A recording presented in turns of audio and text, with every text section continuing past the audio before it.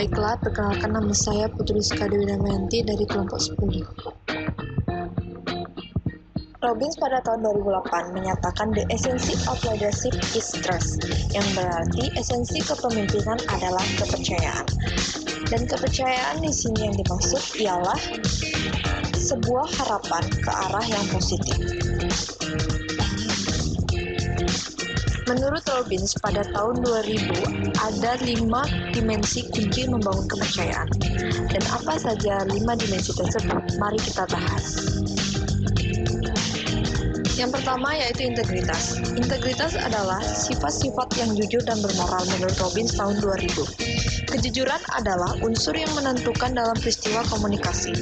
Kejujuran tidak saja menjadikan komunikasi menjadi efektif, tetapi juga mampu menciptakan pemahaman yang baik di antara komunikan dan komunikasi.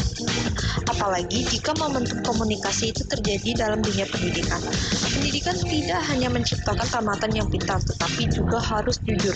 Orang pintar belum tentu jujur, begitu pula sebaliknya, orang jujur belum tentu pintar. Sehingga kita ketahui kejujuran menyarankan ketidakbohongan. Integritas moral bukan bermakna kehidupan pribadi telah berkesesuaian dengan persetujuan publik, tetapi juga telah terciptanya kesatuan antara hati nurani yang secara internal terdapat dalam diri manusia. Perilaku eksternal dapat dilihat secara fisik dan kepatuhan kepada hukum moral. Yang kedua yaitu tentang kompetisi. Teori berkelas Weber, Lundberg, dan Austin pada tahun 2004 menyatakan bahwa kompetensi berkaitan dengan kualitas.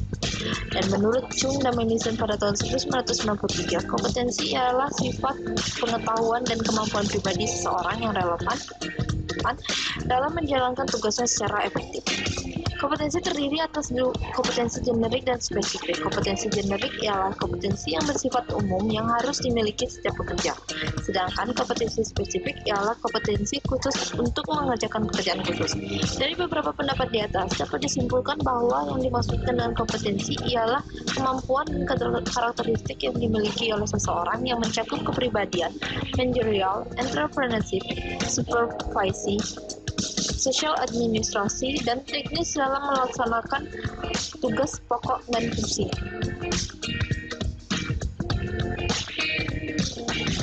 Dimensi yang ketiga yaitu tentang konsistensi. Konsistensi ialah sifat kokoh atau tegas atau persisten kepada pendirian, meskipun berbagai ancaman menghadang. Orang yang konsisten dapat diramalkan tingkah lakunya, tidak mudah berubah-ubah perilakunya, ucapan dan janjinya dapat dipercaya, serta cocok antara kata dengan perbuatan.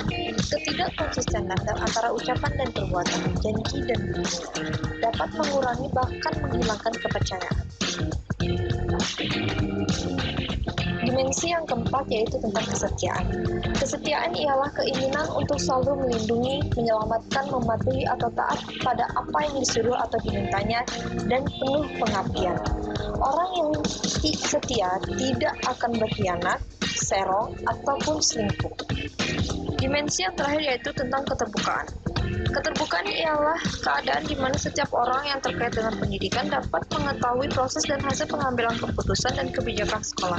Keterbukaan sama dengan polos apa adanya, tidak bohong, tidak curang, jujur, dan terbuka terhadap publik tentang apa yang dikerjakan oleh sekolah. Thanks for seeing my presentation. Created using Powtoon.